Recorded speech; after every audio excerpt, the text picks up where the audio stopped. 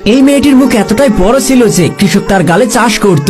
মেয়েটির গালে ভীষণ চুলকানি হচ্ছিল, তাই সে ডাক্তারের কাছে আসে। তারপর ডাক্তার মাইক্রোস্কোপের সাহায্যে তার গালে একটি কালো দাগ দেখতে পায় এবং ডাক্তার তার গালে লাগানোর জন্য একটি ক্রিম নিয়ে আসে। কিন্তু তারপর ডাক্তার দেখে যে সেই কালো দাগের জায়গায় একজন কৃষক চাষ করছে। এছাড়াও তার আশেপাশে আরো অনেক কৃষক কাজ করছে এবং সবাই অনেক খুশি ছিল, কারণ এবার তাদের বাম্পার ফলন হতে চলেছে। তারপর মেয়েটি বলে, তুমি কি দেখছো, তাড়াতাড়ি করো, আমার হাতে অনেক কম সময় আছে। তারপর ডাক্তার যখন মেয়েটির গালে ক্রিম লাগাতে শুরু করে, তখনই কৃষকদের দুনিয়া কালো মেঘে ঢেকে যায় এবং ক্রিমের বড় বড় ঢেউ উঠতে শুরু করে। সমস্ত কৃষক এত বড় ঢেউ দেখে ভয় পেয়ে যায় এবং নিজেদের প্রাণ রক্ষার জন্য দৌড়ে পালাতে শুরু করে। কিন্তু কৃষকরা কিছুটা দূরে গিয়ে একটি খাদ দেখতে পায়, যেটা পার হওয়া তাদের জন্য অসম্ভব ছিল। তারপর ডাক্তার কাঁদতে কাঁদতে ক্রিম লাগাতে থাকে, কারণ সমস্ত কৃষক মৃত্যুর আগে শেষবারের মতো তাদের পরিবারের সাথে দেখা করছিল। বন্ধুরা, এই কৃষকরা কি তাদের জীবন বাঁচাতে পারবে তা জানতে পার্ট 2 দেখার জন্য এই ভিডিওতে একটি লাইক করে চ্যানেলটি সাবস্ক্রাইব করুন।